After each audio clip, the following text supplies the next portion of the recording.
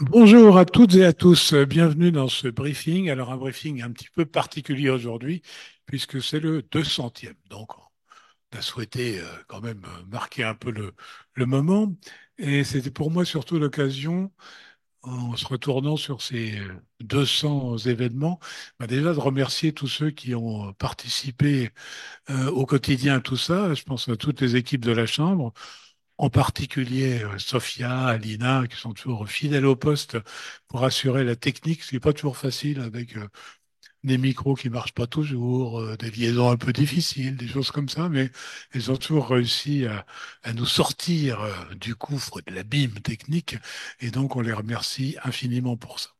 Ainsi, bien sûr, que toute la partie communication de la Chambre qui se charge de porter la bonne nouvelle hebdomadairement de la tenue de ces briefings, d'assurer ensuite la mise en ligne sur YouTube. Donc voilà, c'est un travail d'équipe qui est formidable. Bien entendu, que serions-nous sans nos deux intervenants, euh, Igor et Arnaud, qui depuis 200 épisodes se relaient infatigablement pour nous éclairer sur l'actualité, choses comme ça. Puis aussi un petit mot, donc Anne, qui nous a fréquemment aussi sorti des ennuis quand les uns et les autres n'étaient pas là, donc notre roue de secours de luxe, voilà, et qui va nous dire un petit mot peut-être.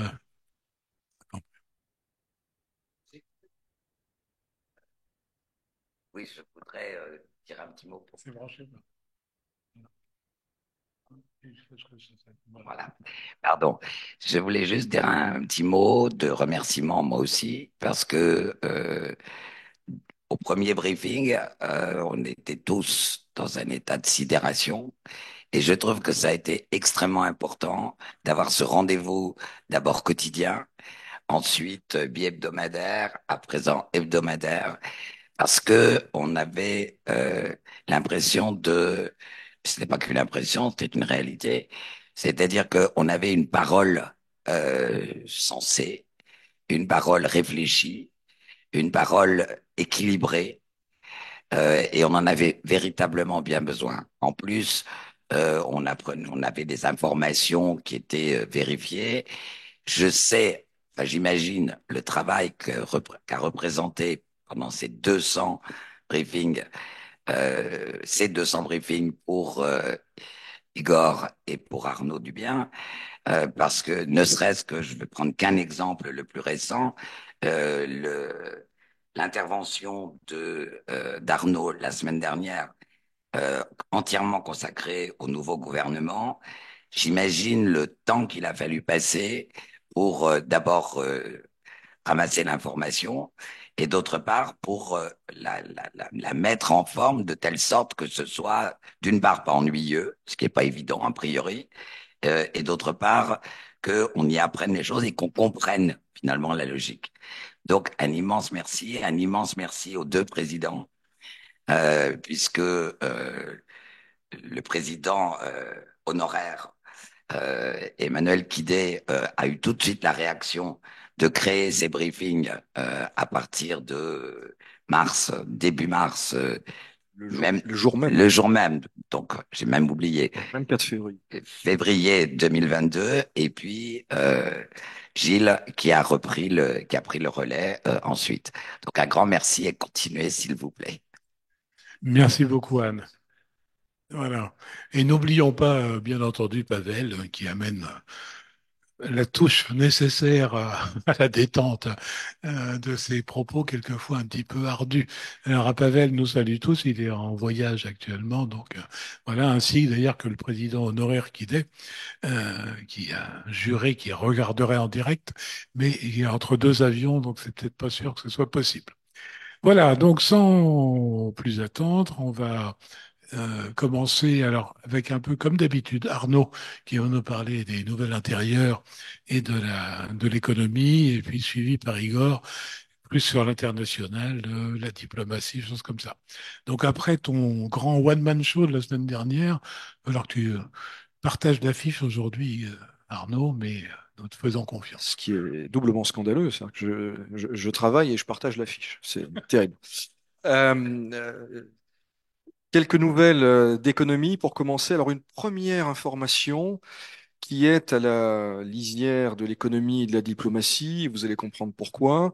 On a appris il y a 1 heure environ que Vladimir Poutine venait de signer un décret portant sur la compensation du préjudice créé par la saisie des biens de la Banque centrale de Russie aux États-Unis.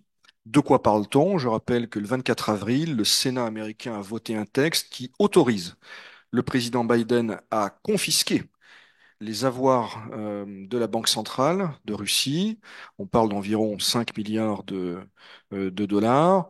Je dis autorise parce que pour l'instant, aucune mesure de ce type n'a été décidée par la Maison-Blanche, mais c'est désormais sur la table et c'est juridiquement possible. Et donc la réponse juridique théorique à ce stade à une éventuelle confiscation des biens russes aux États-Unis. Donc, elle vient d'être publiée. Elle est intéressante. C'est évidemment une mise en garde. C'est aussi, j'allais dire, une boîte à outils juridique. Que voit-on? Eh bien, on voit que la Russie va inventorier les avoirs américains sur son territoire. Et ce décret, qui est un texte cadre, autorise, titre de compensation, la confiscation des biens mobiliers et immobiliers des États-Unis et de leurs ressortissants. Très important. Également les titres financiers détenus par des Américains qui seraient sur le territoire russe. Je rappelle donc que le cas échéant, le montant serait relativement faible, 5 milliards. Ça créerait évidemment un précédent, mais ce qui est intéressant, c'est la réponse. C'est-à-dire que il n'y a pas 5 milliards d'avoirs américains d'État. Donc les Russes, le cas échéant, confisqueront des biens d'entreprises privées américaines, voire même de particuliers américains détenant des biens immobiliers ou des titres financiers et qui résident sur le territoire russe. Je ne vais pas plus loin.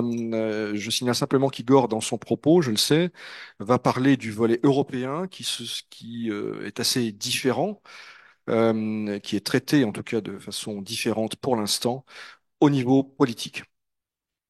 Autre sujet économique, l'intervention d'Anton Silouanov, ministre des Finances reconduit la semaine dernière, intervention à la Douma d'État, la chambre basse du Parlement russe. Il a déclaré que les paramètres de la réforme fiscale envisagée pour l'impôt sur le bénéfice des sociétés et celui sur le revenu des particuliers n'étaient pas encore arrêtés. Je rappelle qu'il est question de relever en réalité l'impôt sur le bénéfice des sociétés et de créer une nouvelle tranche pour les particuliers. Il a toutefois précisé que les nouveaux revenus seraient fléchés vers les projets nationaux, ce sont ces grandes causes nationales, voilà, c'est les grands programmes d'investissement public, et vers les dépenses sociales. Il a également précisé que, s'agissant des particuliers, les hausses d'impôts ne concerneraient pas 95% des Russes. Il a également précisé que les anciens combattants d'Ukraine ne seraient pas concernés, le cas échéant, par ces hausses d'impôts. C'est important parce que ceux qui vont rentrer pourraient être lourdement imposables, hein. Je rappelle que les soldes sont très importantes et qu'ils pourraient peut-être entrer dans le taux d'imposition supérieur nouvellement créé. Autre nouvelle importante qui concerne à la fois la Russie et les entreprises européennes, une décision de la justice russe qui a ordonné le 16 mai la saisie des actifs de la banque italienne Unicredit et de l'allemande Deutsche Bank en Russie, respectivement pour 463 millions d'euros et 237 millions d'euros. Ces deux banques européennes sont pénalisées pour leur rôle de garant dans un projet de construction d'une usine de traitement et de liquéfaction de gaz qui devait voir le jour près de Saint-Pétersbourg. Le partenaire européen concerné, Linde, l'allemand Linde, a renoncé à ses projets au printemps 2022 après le déclenchement du conflit en Ukraine. Et donc Gazprom s'est retourné vers les banques qui s'étaient portées garantes et Gazprom a obtenu la saisie de près de 700 millions d'euros. Là aussi, c'est à la fois un cas particulier et puis c'est un signal à destination des industriels européens qui, du point de vue russe, ne feraient pas les bons arbitrages. Une déclaration de la nouvelle ministre de l'Agriculture, Madame Lout, sur les exportations agricoles de la Russie, qui, selon elle, pourraient atteindre 45 milliards de dollars en 2024. Alors on verra si les aléas climatiques et notamment le gel que l'on a enregistré en Russie centrale et qui a, semble-t-il, affecté une partie des cultures, si ça rendra possible ou pas cette prévision. Mais en tout cas, on voit que les ordres de grandeur sont importants. Même si ce n'est que 40 milliards, les exportations agricoles, ça devient significatif dans les exportations russes et donc pour les grands équilibres économiques du pays. Un chiffre, je parlais tout à l'heure des revenus, de la réforme de l'impôt sur le revenu.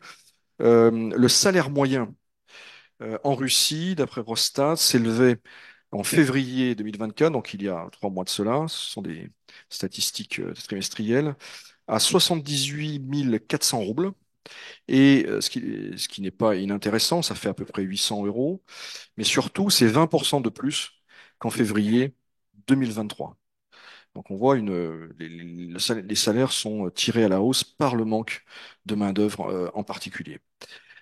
Enfin, le Premier ministre Mishustin, qui était à Nijni Novgorod ces derniers jours pour participer à une conférence sur les industries numériques, il a relevé que le taux de substitution d'importation dans le domaine des logiciels, qui est un domaine sensible et stratégique, atteignait près de 50%, ce qui veut dire en réalité moins de 50%.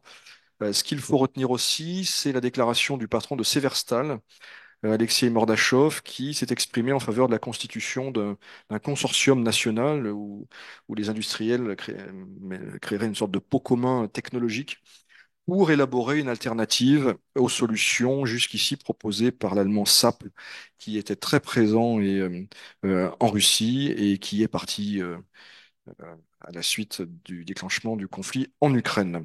Enfin, les importations russes qui se contractent depuis le début de l'année. Et elles se contractent en raison, semble-t-il, de la baisse des exportations chinoises et turques, lesquelles elles-mêmes résultent d'une frilosité des établissements bancaires de ces pays qui n'acceptent plus, ou en tout cas avec certains délais, les paiements, y compris en roubles et en yuan, des banques russes.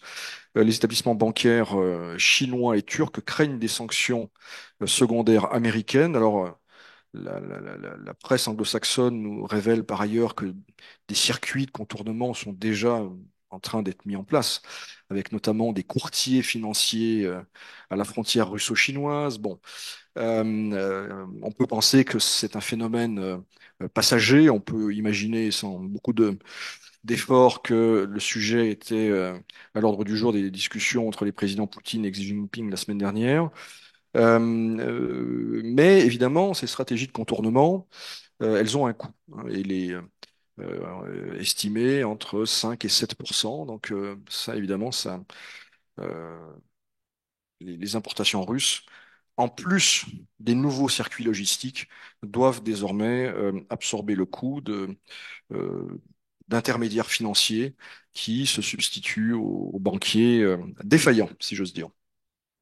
Quelques mots de politique intérieure avec Ilya Yashin, l'opposant condamné en avril 2023, 8 ans et demi de prison pour avoir dénoncé les événements de Boutcha, qu'il a qualifié de meurtre de civils par l'armée russe. Eh bien, M. Yashin a été mis à l'isolement pour une durée de 15 jours dans l'établissement pénitentiaire où il purge sa peine.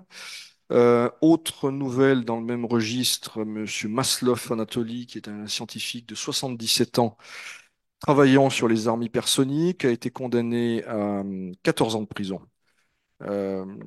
pour haute trahison. Il aurait transmis des données secrètes.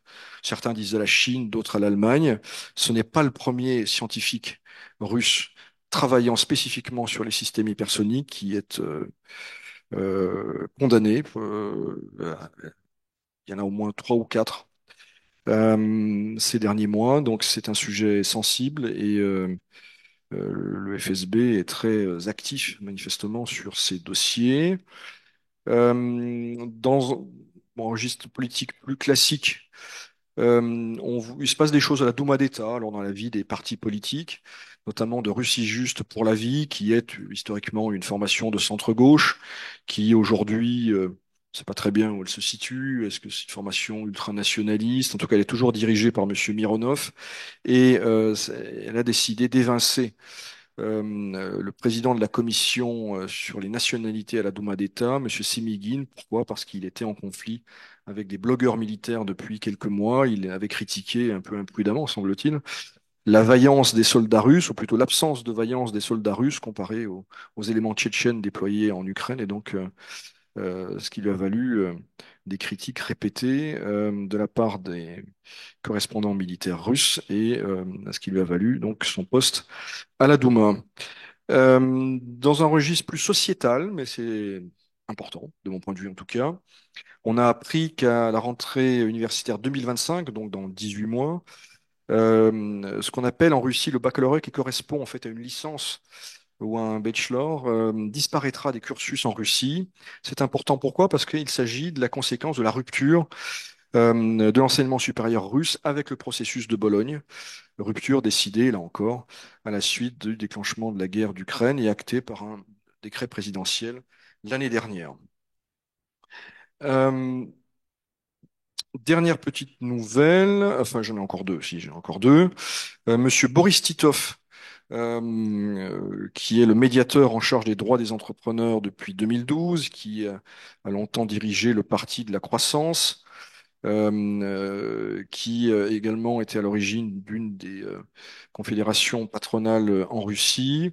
Eh bien, il pourrait se voir proposer une nouvelle fonction, celui de représentant spécial du président pour les relations avec les organisations internationales en charge du développement durable. Mais le plus important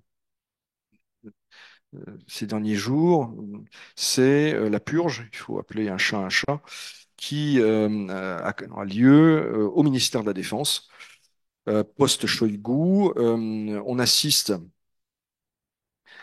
à l'arrestation de plusieurs hauts gradés, des généraux. Ce matin, par exemple, on a appris que le général Chamarine, qui est le chef des transmissions et numéro 2 de l'état-major général, ce n'est pas rien, était incarcéré et accusé de corruption.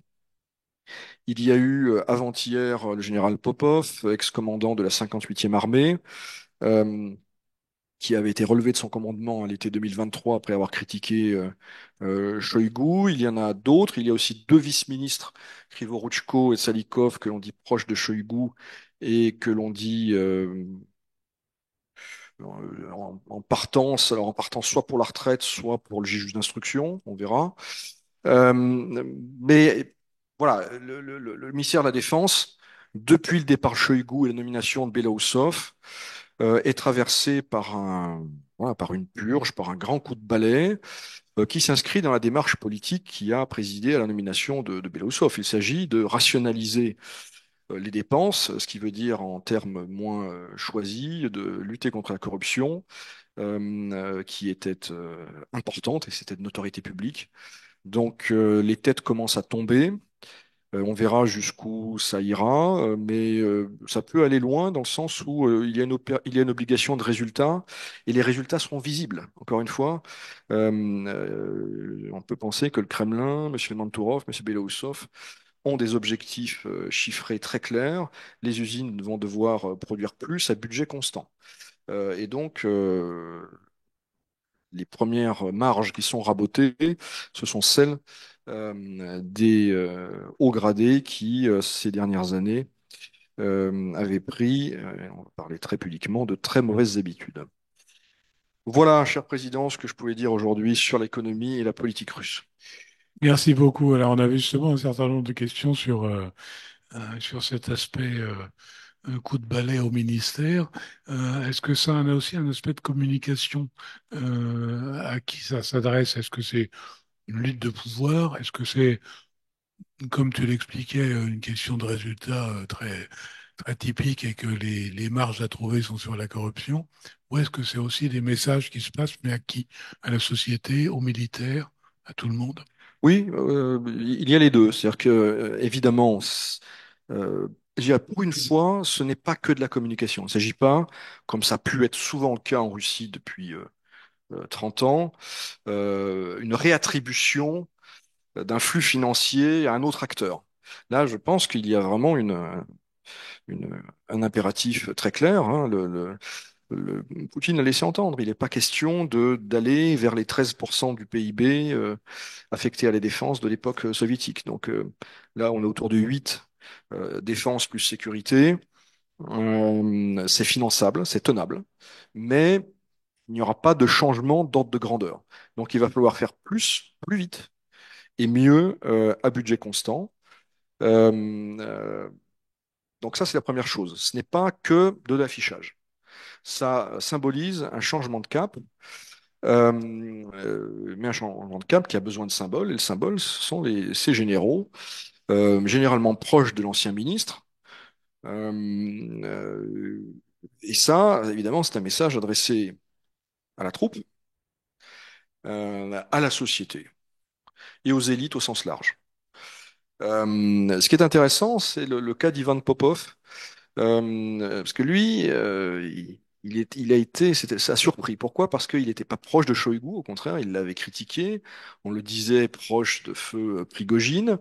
Et si les fameux correspondants militaires, les blogueurs militaires, s'étaient bruyamment réjouis des premières interpellations, ils étaient vent debout contre celles de Popov. Et j'observe que il n'y a pas plus d'une heure, on a appris qu'il ne serait pas incarcéré, mais simplement assigné à résidence. Ce qui peut vouloir dire aussi que la justice russe, en tout cas le pouvoir, on va dire les choses plus directement, doivent tenir compte de ce qui se dit dans ces milieux-là, dans ces milieux patriotiques. Ça peut vouloir dire aussi que Belousov ne veut pas s'aliéner justement cette mouvance Z qui, de façon assez étonnante, était positive sur sa nomination, ne veut pas donc se mettre à dos la troupe et les personnes qui considèrent que voilà que ce général était un général non corrompu, mais combattant, proche de ses troupes. Merci beaucoup. Autre question par rapport à la première partie de ton intervention. L'augmentation des salaires, c'est pas lourd de risques inflationnistes? Si, bien sûr, et l'inflation, on le voit, ne baisse pas. Elle reste entre 7 et 8%. Euh, alors, il y a plusieurs risques. Évidemment, quand les salaires augmentent plus vite que la productivité du travail, eh bien, au bout d'un moment, évidemment, ça pose un problème. Et puis, il y a effectivement le risque inflationniste qui est déjà là, qui ne se résorbe pas à tel point que la Banque centrale, désormais, évoque une baisse des taux, non plus au troisième ou quatrième trimestre, mais plutôt début 2025. Merci beaucoup. Eh bien, passons sans plus attendre la parole à Igor, qui a un train à prendre, et donc qui va nous éclairer rapidement sur différentes choses. Merci, Président. Bonjour à tous. Je suis ravi de vous retrouver. Alors, assez rapidement sur l'aide militaire à l'Ukraine, puisqu'il ne s'est pas passé grand-chose depuis la grosse information d'avant les vacances de mai, qui était le déblocage de l'aide américaine. Ces derniers jours, on a eu l'Espagne qui a annoncé la livraison d'un nouveau lot de chars pour l'Ukraine.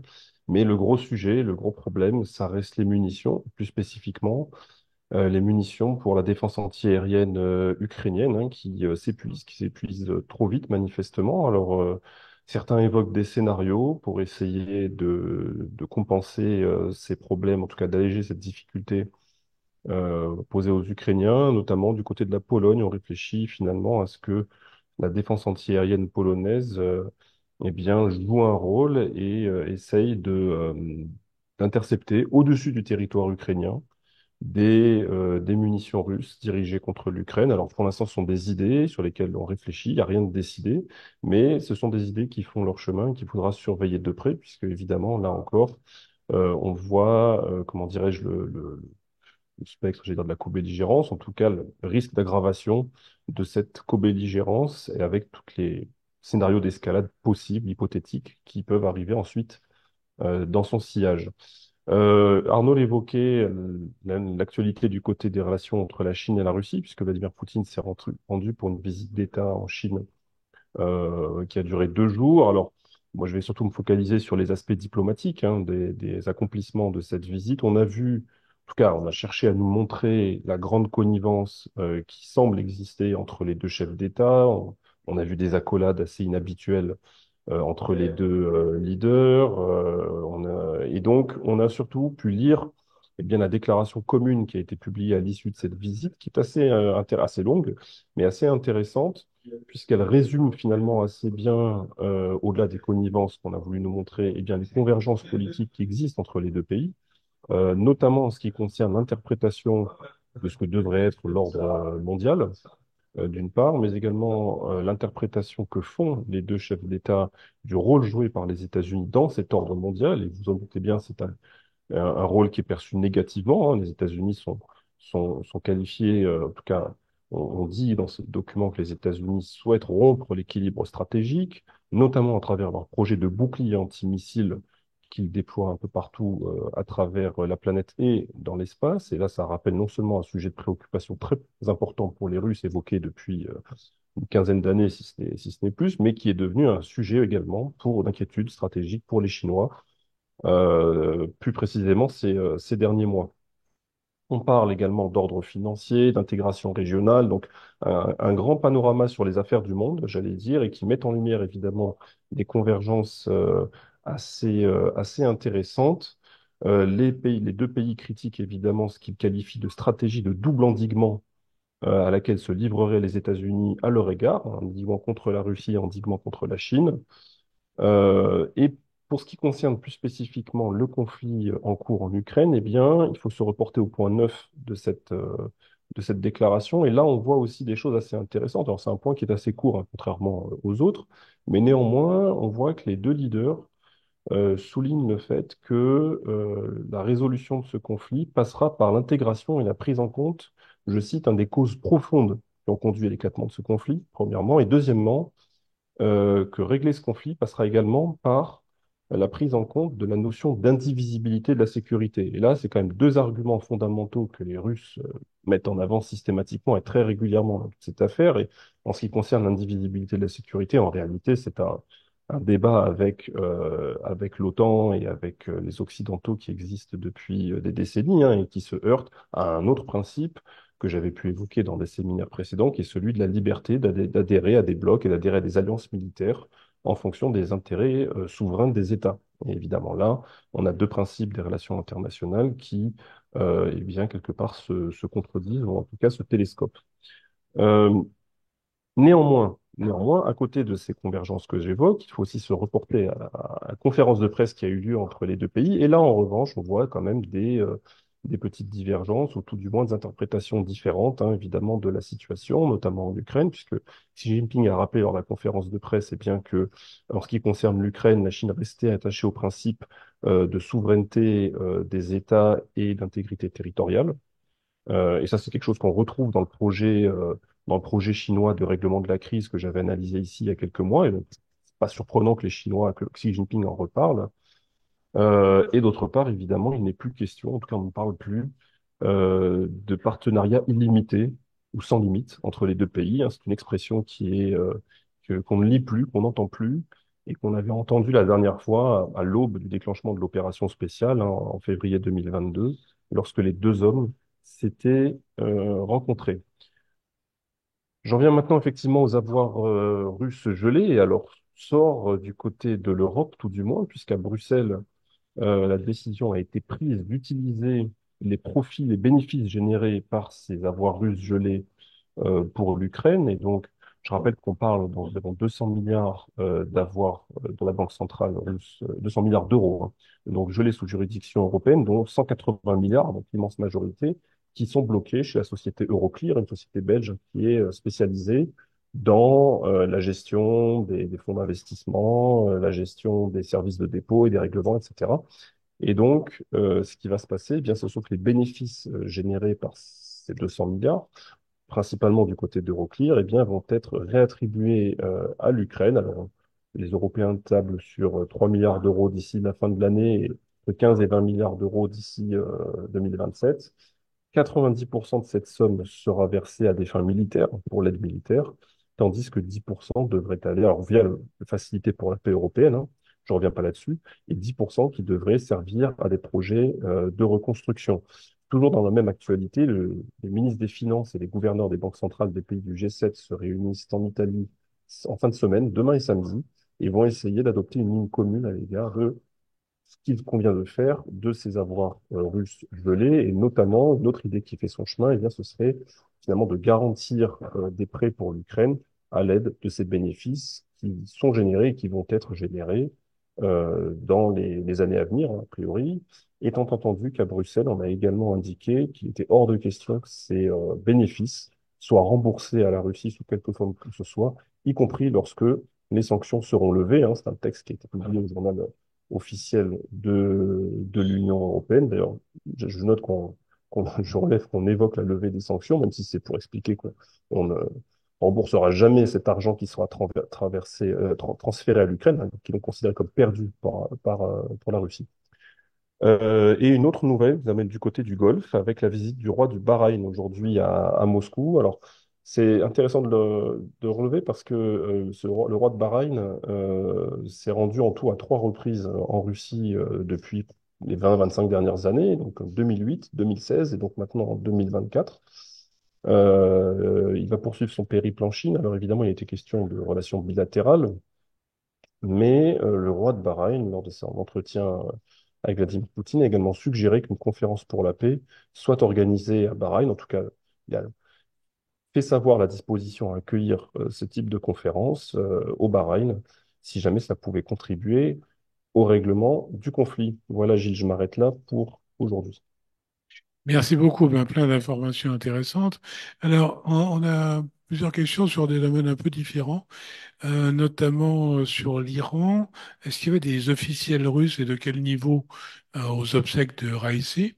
Mhm. Et quelles sont les conséquences pour la Russie, enfin, pour la relation irano-russe de sa disparition? Alors oui, c'est Monsieur Vyacheslav Volodine qui a représenté la Russie aux obsèques du président iranien, donc c'est le porte-parole de la Douma. Et je rappelle qu'il avait déjà été dépêché en mission de diplomatie parlementaire en Iran l'an dernier, ce qui était, comme je l'avais expliqué, quelque chose de nouveau un peu dans son périmètre, hein. Il a également été envoyé en Arabie Saoudite, et donc on a vu le Golfe un petit peu émerger comme zone de responsabilité chez Monsieur Volodine dans cet exercice de diplomatie parlementaire. Euh, il a donc représenté la Russie. Qu'est-ce que ça va changer pour les relations entre les deux pays dans l'immédiat? Pas grand-chose.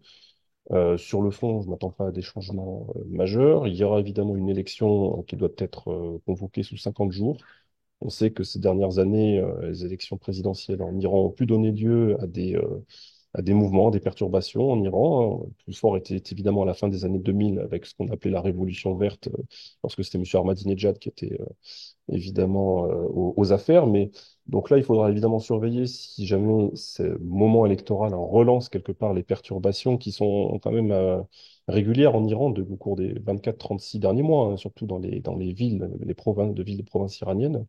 Mais à ce stade, rien de, comment dirais-je, pas de changement de fond à attendre.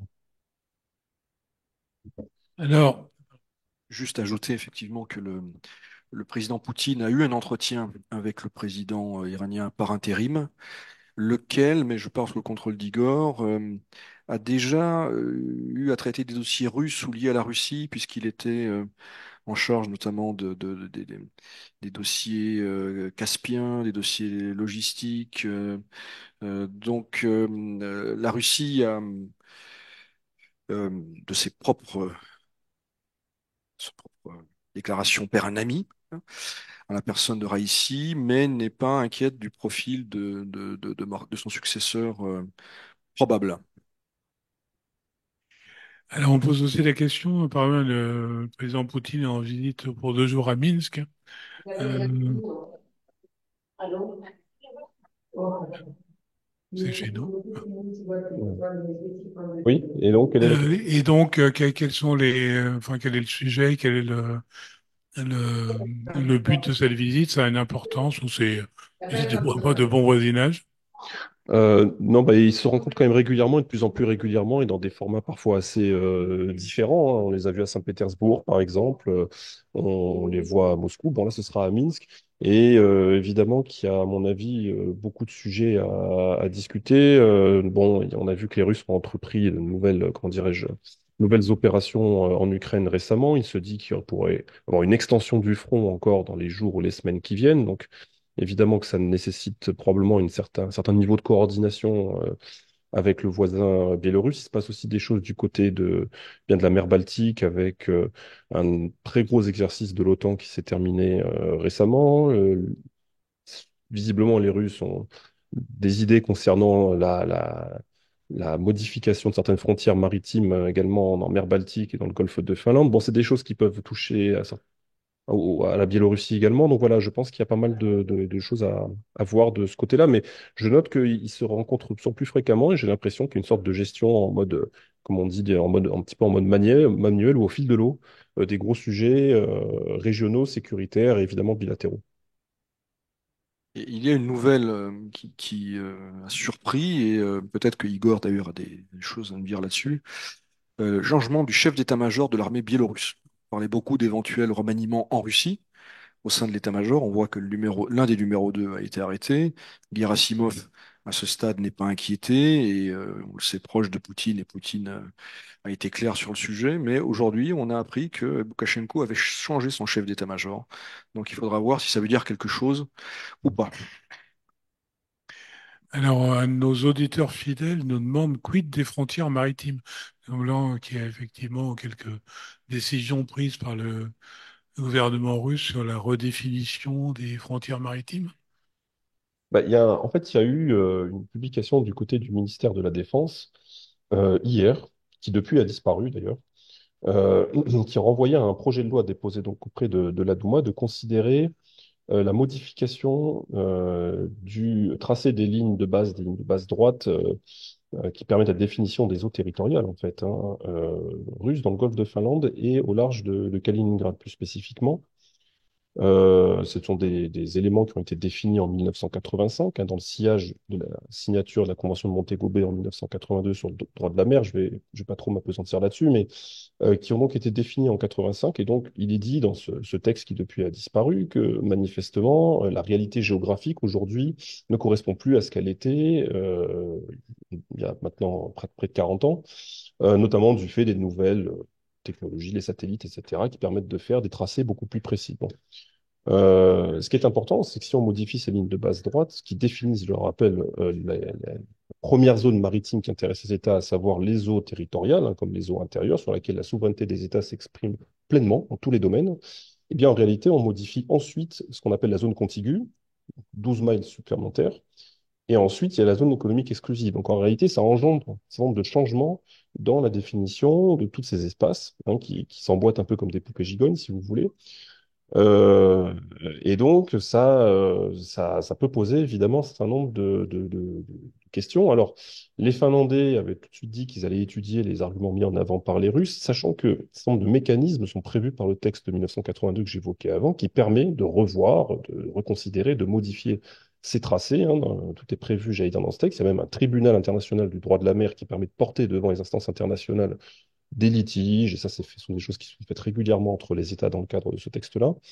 Tant et si bien que pour les Finlandais, si jamais c'était une modification dans le cadre du traité de 1982 avec les outils qui sont prévus, indépendamment du délai que ça va aller prendre, ils ont laissé entendre que cela pouvait être considéré. En revanche, si c'est une révision unilatérale de ces lignes qui touche donc qui a une incidence sur les eaux territoriales finlandaises, eh bien là, évidemment, on n'est plus du tout dans le même cadre.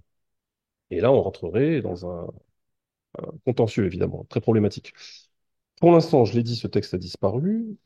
Ce qu'on sait depuis, et ce sont des informations très fraîches, et évidemment, demande à ce qu'on réfléchisse dessus, à ce qu'elles soient éventuellement recoupées, mais c'est qu'en réalité, le ministère de la Défense n'aurait pas, à travers la disparition de cette information sur son site, renoncé à ce projet-là, mais le texte serait retravaillé et il devrait être manifestement présenté effectivement devant la Douma d'ici 2025. Donc, apparemment, c'est un sujet qui n'est pas totalement encore totalement oublié. Si je puis me permettre, Président, signaler deux choses. D'abord, un article très complet dans le Figaro du jour, rédigé par Alain Barluet, le correspondant du Figaro en Russie, et les déclarations tout à fait récentes, il y a moins d'une heure, de Madame Zakharova, porte-parole du ministère des Affaires étrangères, qui est revenue là-dessus, en indiquant qu'il s'agissait de projets techniques.